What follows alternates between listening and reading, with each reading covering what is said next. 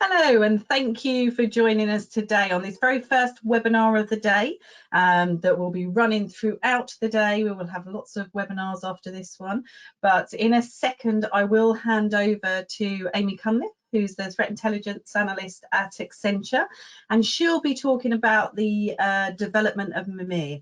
So before I hand over to her, I would just like to go through with the attendees. I know we've got more people coming into the room as I speak, and we just want to say that obviously you can ask any questions that you wish to.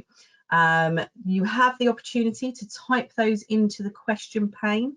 Please feel free to type them throughout the presentation.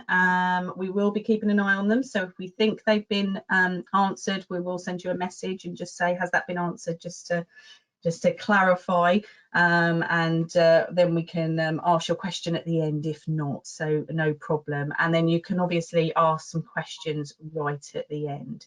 So thank you very much for attending. Thank you very much for coming on for this day of webinars. Hopefully this won't be your only one, but you will join some of those great presentations that we will be having throughout the day. But I will now hand over to Amy, who is going to start these great presentations with her great presentation. So thank you so much, Amy, for joining us today. And I will hand over to you now. Great, thank you. So yeah, my name is Amy. I'm part of the threat intelligence team at Accenture.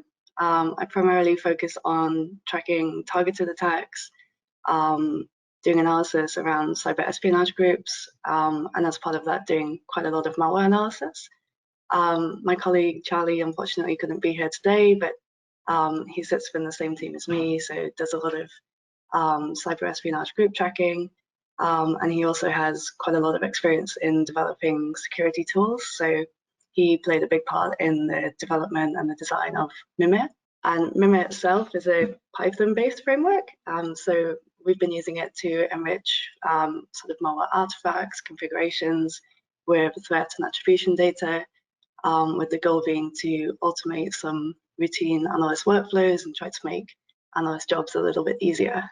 Okay, so I'll start off today talking a little bit about our motivations. So why did we want to build Mimir? What were we hoping to achieve? Then I'll go into a sort of high-level overview of the framework, how it works, and then I'll jump into some use cases and some interesting examples of how it's helped our analysts with actual research. And at the end, I'll touch on some ideas we have in the pipeline for what to do next with the framework. So Accenture CTI's goal is to provide technical, operational, and strategic threat intelligence to our clients. We want to give them critical context around cyber threats to help them make informed decisions when it comes to cyber risk. In the work that Charlie and I do within this sort of targeted attacks focused team, we do a lot of analysis where we're trying to tie together different indicators and artifacts and try to build a picture of a specific threat. And as part of that research and feedback from IR cases, we were seeing a large number of actors, both on the cyber espionage and cyber crime side, who are starting to either move away from their own custom tooling or augment it with off-the-shelf tooling like Cobalt Strike. And a big example of that recently was during the SolarWinds campaign, where the actor had a bunch of their own custom tooling, some really interesting ways of getting into networks, but as part of the chain of compromise, they dropped Cobalt Strike Beacons for some of their post-compromise activity. So Mimir started off as a way to just enrich Cobalt Strike Beacon configuration data. So there's a picture of a beacon configuration on the slide.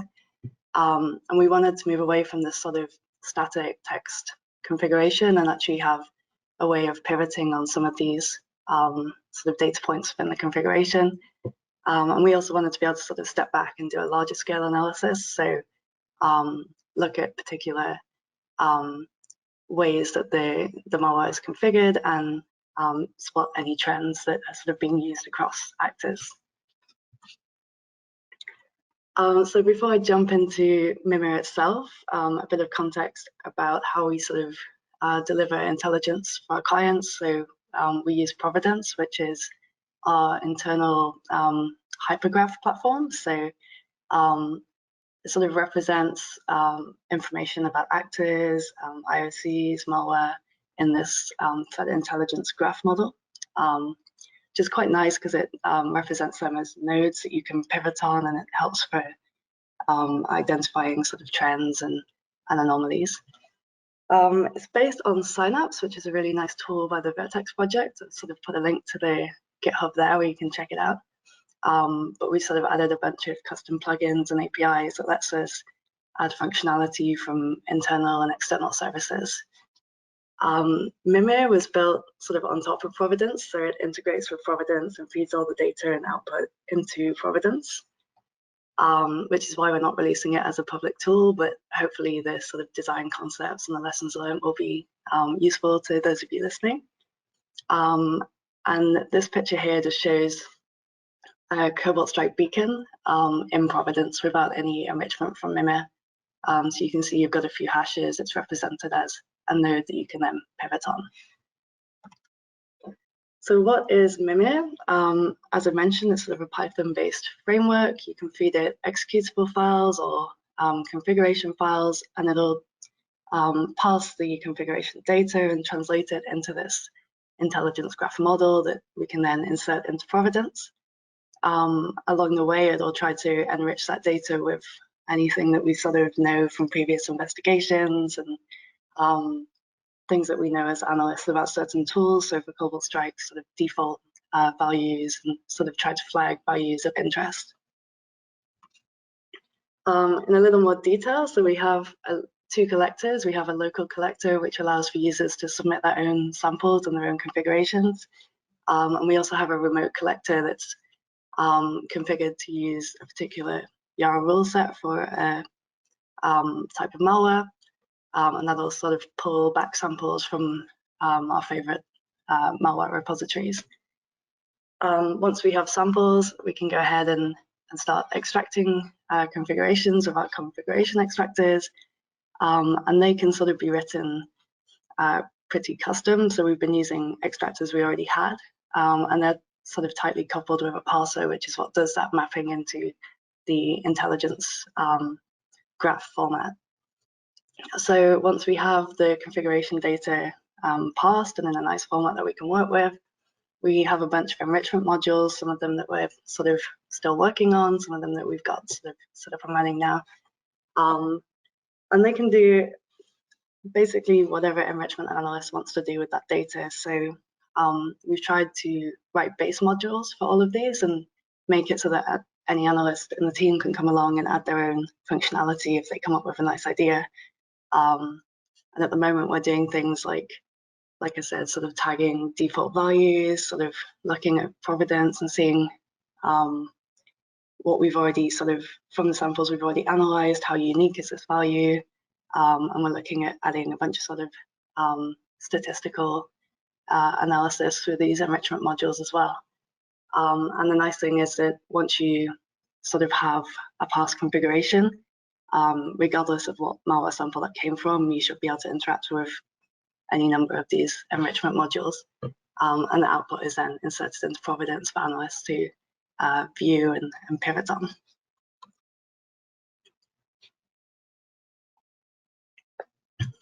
So this just shows what a Cobalt Strike Beacon looks like in Providence once it's been enriched with Mimir. So each file is represented as a node in this threat intelligence graph. And you can see that we have these nice colorful boxes on the side are tags for that node. So they're just associated with that node and they give some information. And then if you expand the nodes, this is the same file. You can see related nodes. So we've pulled out some of the more interesting information that you might want to pivot on, like the C2, like pipes created, and added that as nodes that are then related back to this beacon node.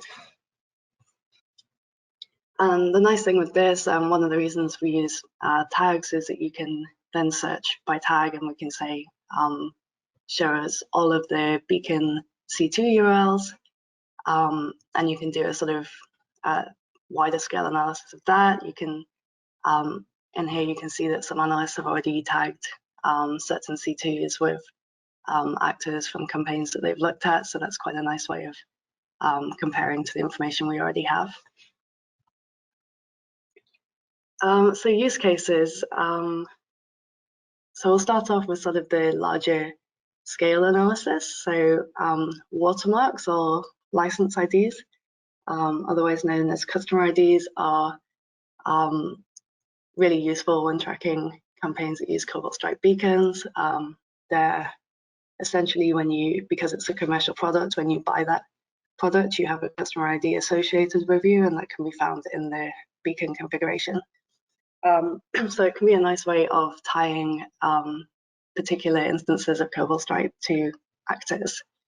So from a large scale analysis perspective, it was quite useful in this case that we can see watermarks that come up very frequently. So this, if you look in the top right, I've sort of filtered for this 3054 value, and we have 59 files, which at the time of preparing this was over a third of our sample set.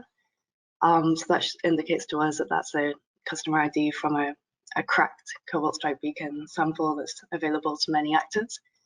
And that's nice because we can then feed that back into Mimir and start to tag those values as this comes from a cracked sample, so it might not be useful for an analyst to pivot on. And we can do that with any of the tags, any of the nodes. We can sort of do a search just for everything we have related to that tag on node. So in this case, we're looking at all the pipe values that we've pulled out. So name pipes are used by Cobalt Strike for peer-to-peer communications, and the pipe name can be configured by the actor, so that can be quite a nice thing to take a look at as well. So in this case, we saw quite a lot of the MS agent and net logon values because they're sort of either default or very commonly used. But the system pipe -FA081 was a lot rarer, so we can expand that node and then see which other nodes have been related to that node. So in this case, we have 2 files, which is quite a small sample set out of our, I think during this POC stage, we had around 160 samples. And you can see that there's a lot of overlap in the other configuration values that are represented by these tags. So it's got the same port number, the same sleep time. The port number is default actually, but the sleep time is non-default, and the watermark is non-default and the same. So that's quite a strong indicator that these 2 samples might have been created either by the same actor or using the same template. So that brings us into the idea of campaign tracking. So teams that are sort of less technically savvy often share templates for their Cobalt Strike beacons throughout the team, with sort of more technical operators building the template and less technical operators picking that up and using it to run their own beacons. It's nice for these teams because it allows them to scale, but it's also nice for us because it helps us with tracking them. So the enrichment data that Mimir adds in can help analysts by allowing them to spot trends, allowing them to pivot and do further research. So in this example, we saw a number of C2 URLs that have been extracted from Cobalt Strike configurations, and they all shared this very similar URI path. Actually, looking online, we found that there's a publicly available profile for Trevor C2 that uses this URI path. So at this point, it's down to the analyst to dig a bit further and say, okay, are we seeing lots of this URI because people are just picking this profile up from the internet, or is this a sign of a campaign? And in this case, we looked at, so we expanded those file nodes and we saw that the watermark was actually the same for most of those samples. And then pivoting on that watermark, we only have 6 samples with that watermark in our sort of 160 plus sample set. So it doesn't look like it's a cracked ID. Looks like this might actually be sign of a campaign. and we were able to pull out some more files that didn't match that URI scheme but use the same watermark and have some other overlap in the configurations. And then it's really the analyst's job to continue from there and try and pull together sort of wider TTPs around this. But the idea of Mimir is that it really just makes this easy for the analyst and presents them with the information that they need. So we'll go into some real world examples now. So I'm sure many of you are aware of the SolarWinds campaign that's been going on since last year. So the nice thing about Providence is it allows analysts to add these tags manually themselves. So we had a few Cobalt Strike Beacons that have been tagged with this attribution to the threat group associated with the SolarWinds campaign. And we wanted to dig in and see if there were any trends that we could keep an eye on and try to pick up more samples. And in this case, the actor used a different license ID for each beacon, so that was quite a nice touch by them. But we did manage to find a few trends that we could track. So the C2 URL pulled out of the beacon configuration that seemed to fit into two different structures that could be modeled with regex, basically. And there were other similarities between the two different groups in their configurations. So it's quite a nice way of being able to say, if we see these certain features, we can at least flag this as worth investigating as potentially linked to this campaign. The nice thing about being able to view all of these samples in this graph, in this format, is that it's very easy to then build signatures, like in this case, a sort of network signature. And being able to just run this regex check in every now and then and see if we have any more samples that match is really useful, because this configuration data is encrypted in the sample itself, so it's not super easy to search for just with Yara in your sort of favorite malware repository. Another example, is the EvilGrab malware. In this case, it was quite a simple overlap, so we saw the same C2 being used by Cobalt Strike Beacon and by EvilGrab, which is a well-known malware family used by several cyber espionage groups. We hadn't seen the two used in the same campaign before or have any sort of meaningful overlap, so this was quite interesting. And essentially, obviously, Mimir gave us all of this nicely presented data so that it was easy for the analyst to see this, and then using some of Providence other sort of enrichment, like the passive total API, we could go away and check whether was this activity around the same time, was this resolving to the same so was the C2 for each sample in use at the same time. So that was quite a nice simple example of how Mimir's just sort of highlighted something to an analyst that could otherwise sort of get lost in a lot of data. And for the final example, I'm just going to talk a bit about Ocean Lotus, or as we call them internally, Pond Loach. So this group, another cyber espionage group, and they use a lot of Cobalt Strike. So in this case, we started off searching by protocol. So we just looked at all the beacon C2 URLs that use DNS. So we wanted to see if we could find any interesting overlaps there. And we saw that several of these C2s had the same URI path again. So we pivoted on that and managed to find some more that didn't have the same domain, that actually sort of just used this fixed URI path. And actually we could see that one of these C2s has been linked to Ocean Lotus and specifically tagged as Caredown, which is one of their malware families. So just to give you more of an insight into this graph model, we could then expand that node. We can see the IP node that's related to it. We can see the fully qualified domain name. and we can see the tags that have been added. So we noted that Palo Alto had also published on this link to Caredown.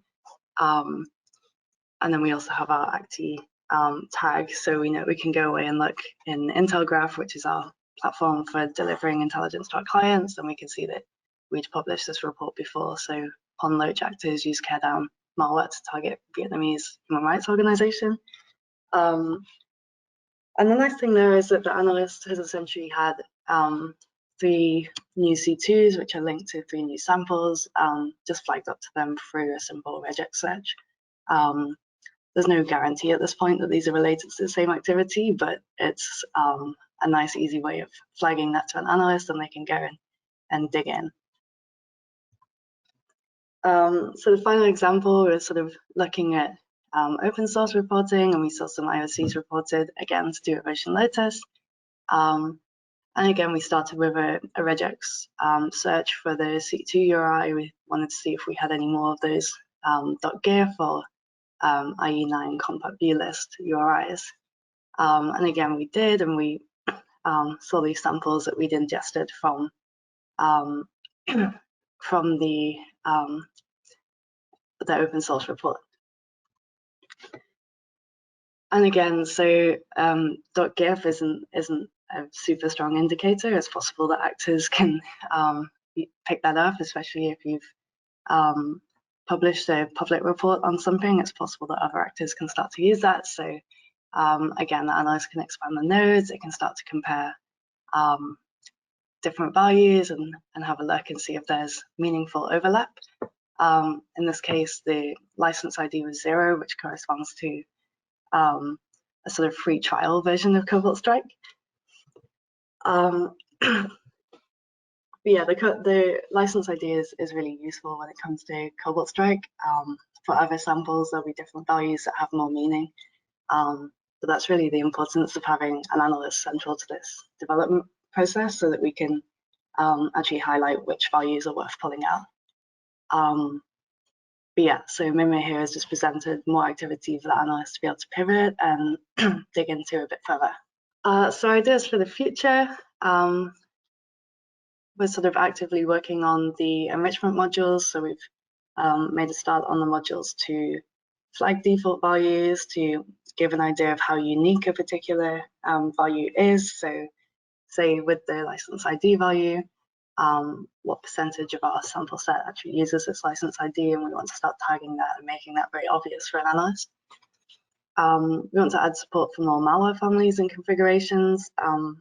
Like I say, we sort of have configuration extractors, and all we need to do really is to build parsers to translate those, the output of those, into something that Providence can use. Want to add a bit more enrichment around file metadata, and then automate this linking to attributions made in previous investigations. So instead of an analyst having to sort of even pivot to see that, we want to automate having that tagged by Mimir so that it's very obvious for an analyst. And that's it. So thank you for listening. Like I say, Charlie unfortunately can't be here today, but his email's there, and I'll answer any questions now. And you're also welcome to get in touch after the session as well. Thank you for that, Amy. That was great. I've got a couple of questions come through. So, and as Amy said, if you've got any questions, now's the time to ask them in the question pane. So, first one's a really easy one. Will the slides be available to those who joined the webinar? And actually, I've got a further question. Be available to a few people who couldn't make it as well. Yeah, we're more than happy to share the slides. Brilliant. And the next question is, did you identify Silverfish Group on the platform, i.e. linked to what has been discussed? So I'm not going to go into Silverfish right now. We read that report by ProDraft, and we've done some analysis on that. I don't want to give Accenture's opinion on that necessarily. I think that's something we're still actively working on. And the question is this going to remain an internal team for Accenture, or is there any aspiration to bring it to market? So Mimir itself will stay internal because of how tightly it's integrated with our internal tooling like Providence. The idea of sharing this really was to show the benefits of several things. So the threat intelligence graph model has been incredibly useful for us, and I sort of shared the link to signups, which gives you a backend model to set that up if that's something you're interested in implementing. But also just the importance of having an analyst central to the development process, because a lot of this tooling that we're sort of building is built by analysts, which makes it sort of really useful because we actually know what information we need to fill out. Brilliant, thank you. And then what were your key takeaways, sort of lessons learned from developing it? I suppose that feeds into what you just said for your reasons for doing it, actually. So yeah, I think sort of having analysts central to the development process was a big takeaway. I think the framework approach was a big takeaway, because initially, like I say, we started off with just Cobalt Strike Beacons, but because we built this in a way where there's it's easy to just go on more modules, we can then extend this to more and more malware families as it becomes relevant, as we have requirements. So that was another big takeaway. And are there any other what other malware families are you looking to support? So we'll sort of have ongoing discussions with analysts to prioritize different malware families as we sort of see them in IR cases, in our research.